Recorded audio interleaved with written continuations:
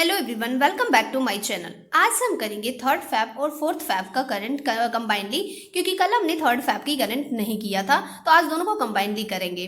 ठीक है, तो चलिए स्टार्ट करते हैं। हाँ, अगर आप हमारे चैनल पे न्यू है तो आप सब्सक्राइब कर ले चैनल को, ताकि जब भी मैं वीडियोस डालूँ तो आपको फटाफट नोटिफिकेशंस मिल जाए। और वीडियो के कंटेंट अगर अच्छा लगे तो आप लाइक जरूर करें और अपने फ्रेंड्स से भी शेयर करें, ताकि उनको भी इनका फायदा हो सके। तो चलिए आज की क्लास स्टार्ट करते हैं। तो क्या है फर्स्ट नंबर का न्यूज? देखिए, आज कौन सा डेट है? तो फोर्थ फेब को हम लोग क्या सेलिब्रेट करते हैं? तो वर्ल्ड कैंसर डे सेलिब्रेट करते हैं। आज की जो इस बार की जो थीम है वो क्या है? Close the care gap. और जी आप ये भी जान लीजिए कि ये डे हम सेलिब्रेट क्यों करते हैं और कब से स्टार्ट किया हमने करना। तो the day came into existence on February 4, 2000 during the world cancer conference in Paris, France के पेरिस में वर्ल्ड कैंसर कॉन्फ्रेंस चल रही थी। तभी से ये मतलब 2000 में, तो तभी से 4 फेब 2000 से हमने ये डे सेलिब्रेट करना स्टार्ट किया। अब क्या सेकंड नंबर न्यूज क्या है आज की? तो India has welcome Congo into the international solar alliance. क्या है? इंडिया ने इंटरनेशनल सोलर अलायंस में कोंगो का स्वागत किया है।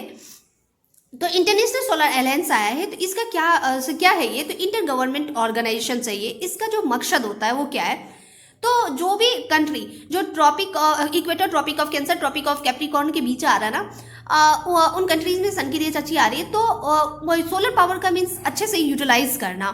तो to promote the solar development by reducing the cost of financing and technology, it is a nodal agency to implement the one sun one world one green. देखिए, ये जो launch किया गया था the prime minister of India and the president of France on 30 November 2015 at the conference of the party means COP21 along with the 121 solar resources rich nations के India के prime minister के द्वारा with the help of the president of France के president के help से 30 November 2015 को जब conference चल रही थी, कॉन्फ्रेंस ऑफ पार्टी चल रही थी मीन्स COP21। तो देखिए क्या होता है कि जैसे ये इक्वेटर और ट्रॉपिक ऑफ कैंसर और ट्रॉपिक ऑफ कैप्रिकॉर्न के बीच के जो कंट्रीज है वहाँ सनलाइट अच्छे से आती है, तो सन का सोलर पावर का अच्छे से यूटिलाइज करना इसका मकसद है। अब क्या ये इसका हेडक्वार्टर का है? तो इंडिया के गुरुग्राम में। अब देखिए, डेमोक्रेटिक ऑफ कोंगो आया है, तो कोंगो के बारे में आप जान लीजिए। ये कौन से कॉन्टिनेंट में है? तो ये अफ्रीका कॉन्टिनेंट में है। और ये जो है अल्जीरिया के बाद अफ्रीका का सेकेंड लार्जेस्ट कंट्री है, और इसकी जो कैपिटल है वो कहाँ है? तो किंशासा। और ये जो कौन से रिवर बैंक के किनारे है? तो on the bank of the river Congo. ये जो कोंगो रिवर आप देख रहे हो, ये आपको याद रखना है, ये ओनली रिवर्स है पूरे वर्ल्ड में जो कि इक्वेटर को 2 बार क्रॉस करता है। It is the only river in the world to cross the equator twice. अब देखिए इसकी जो करेंसी क्या है कोंगो की? तो कोंगो फ्रैंक है इसकी करेंसी। वीडियो की कंटेंट अगर आपको अच्छा लग रहा है तो आप लाइक जरूर करें और अपने फ्रेंड्स से भी शेयर करें, ताकि उनको भी इनका फायदा हो सके। चलिए, तो थर्ड नंबर न्यूज क्या है? India first hydrogen train. देखिए, ये जो आप इंडिया का पहला हाइड्रोजन ट्रेन के बारे में पढ़ रहे हैं, तो अभी कुछ ही दिन पहले मैंने आपको पढ़ाया था चाइना फर्स्ट हाइड्रोजन ट्रेन। ठीक है, और आपको पता होगा कि जो फर्स्ट हाइड्रोजन ट्रेन है वो पूरी वर्ल्ड में कहाँ स्टार्ट की गई? तो जर्मनी में। ये सब आपको याद रखना है। तो चलिए आप ये इंडिया के फर्स्ट हाइड्रोजन ट्रेन के बारे में पढ़ते हैं। तो union railway minister Ashwini Vaishnaw has informed that the India will receive its first hydrogen train by December 2023 के दिसंबर तक। ये अश्विनी वैष्णव जो कि यूनियन रेलवे मिनिस्टर्स है, उन्होंने ये इन्फॉर्म किया, उन्होंने ये बताया कि क्या है कि दिसंबर 2023 तक जो इंडिया अपना फर्स्ट हाइड्रोजन ट्रेन स्टार्ट करेगा, और ये सबसे पहले जो है हेरिटेज सर्किट को जोड़ेगा, मतलब जैसे कालका शिमला, और लेटर इसके मतलब बाद में क्या होगा कि ये पूरे कंट्री में फिर एक्सपेंड होंगे। अब इसी के साथ एक और अनाउंसमेंट हुई है, Vande Metro is also being developed. अब ये क्या करेगा? इसका क्या एम है? तो ये उन पीपल्स के लिए लाया जाएगा जो कि जैसे देखिए कि जो डेवलप सिटीज है, जैसे दिल्ली हो गया, मुंबई हो गया, इनके आसपास के जो गांव वाले एरिया है ना, तो वहाँ के लोग जो है अपने वर्किंग प्लेस पे कंफर्टेबली पहुंच पाए, तो उनके लिए ये मेट्रो स्टार्ट किया जा रहा है। तो to help the peoples living around big cities to travels to and fro in comforts between their place of work and home towns. ठीक है, तो इसके लिए स्टार्ट किया जा रहा है। देखिए आप मेरे साथ ही नोट डाउन भी करते रहे, ताकि आप नोट डाउन करोगे तो आपके पास एक नोट्स हो जाएगा, और जब आपके पास हार्ड कॉपी रहता है ना तो वो आपके लिए ज़्यादा बेहतर होता है एग्जामिनेशन टाइम में। आप जानते हैं कि आने वाले टाइम में बहुत सारे एग्जाम्स है, तो उस टाइम में आपको आपको वीडियोज़ या फिर आपको PDF इन सब से नहीं पढ़ना पड़े। अगर आपके पास टाइम है, अब देखिए जिनके पास टाइम नहीं है उनके साथ तो प्रॉब्लम है कि नहीं कर सकते जो वर्किंग है, लेकिन अगर आप फ्री है, आपके पास टाइम है, तो आप इनको जरूर लिखें। ठीक है, तो चलिए देखिए ये एक चीज़ और याद रखना है इनमें आपको, कि जो ये बजट पेश हुई आपको पता है अभी, तो रेलवे बजट जो रखा गया है 2023-24 में कितना, तो ₹2.4 लाख करोड़, ये भी आपको याद रखना है। चलिए तो नेक्स्ट न्यूज की तरफ चलते हैं। तो आज का नेक्स्ट न्यूज क्या है, PM कुसुम स्कीम। देखिए ये लॉन्च हो गया था पहले ही, आपको पता है, मीन्स 2019 में ही, और इसको अभी एक्सटेंड किया गया है, इसलिए ये अभी न्यूज में है। तो चलिए जानते हैं इसके बारे में। तो सबसे पहले आपको PM कुसुम का फुल फॉर्म मालूम होनी चाहिए। तो PM मीन्स आपको पता है प्रधानमंत्री, तो कुसुम का फुल फॉर्म क्या है, प्रधानमंत्री किसान ऊर्जा सुरक्षा एवं उत्थान महाअभियान। इसका फुल फॉर्म आपको याद रखना है। इसको एक्सटेंड कर दिया गया है 2026 तक। रीजन क्या है कि ये जो है इसके जो रिजल्ट थे वो अभी पूरे नहीं हुए, मीन्स अभी तक, तो it could not bear the desired result. क्यों, तो due to covid, because of covid इसका जो एम था वो पूरा नहीं हो पाया है। और अभी आपको मैंने बताया कि ये कब लॉन्च किया गया था, तो 2019 में ही। अब इसकी एम क्या है, तो इसकी एम है सोलर पावर ग्रिड सेटअप करना, ताकि किसानों की हेल्प हो सके, फार्मर्स की हेल्प हो सके।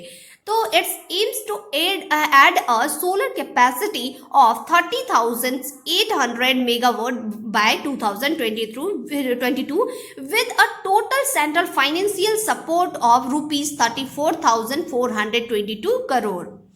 अब minister of new and renewables and, तो चलिए नेक्स्ट न्यूज की तरफ चलते हैं। तो आज का नेक्स्ट नंबर न्यूज क्या है, वो भी स्कीम से ही रिलेटेड है, नमस्ते स्कीम।